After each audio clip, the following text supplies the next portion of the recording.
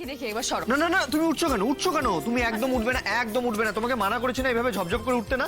আমার কথা শোনো, এখানে চুপচাপ বসে থাকো। আরে যা বাবা। করার আমি করব।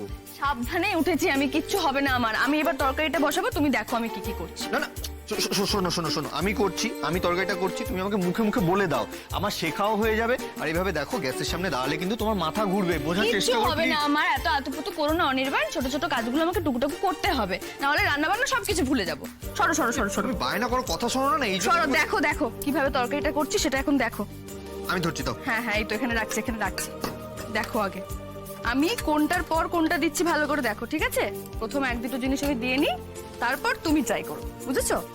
প্রথমে কি করলাম, কড়াই চাপালাম, এটা গরম হওয়ার পর তেল দেব। এই তেলটা দিয়ে দিলাম, ঠিক আছে? এবার এই তেলটা গরম হলে এতে ফোড়ন দেব। ফোড়ন মানে কি? এই যে ফোড়ন, পাঁচ ফোড়ন, কালো জিরে, জিরে, এইগুলোকে ফোড়ন বলে, বুঝেছো? এক একটা রান্নায় এক এক রকমের ফোড়ন দিতে হয়, তাহলে রান্না ভালো লাগে খেতে। কিন্তু কোন রান্নায় কোন ফোড়ন লাগবে এটা বুঝবো কি করে? প্রথমে খাতায় লিখে নেবে, তারপর এমনি আন্দাজ হয়ে যাবে। তুমি কিভাবে শিখেছো? লিখে লিখে? না না, আমি তো ছোট থেকেই মায়ের পিছু পিছু মাকে রান্নায় হেল্প করতাম, দেখে দেখেই শিখে গেছি।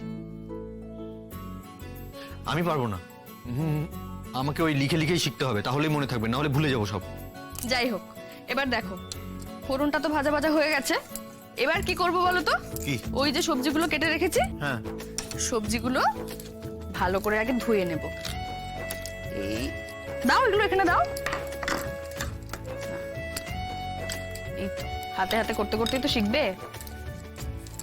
ভালো করে ধুয়ে তারপর ওই ফোড়ন তেলের মধ্যে সবজিগুলোকে ছেড়ে দেব।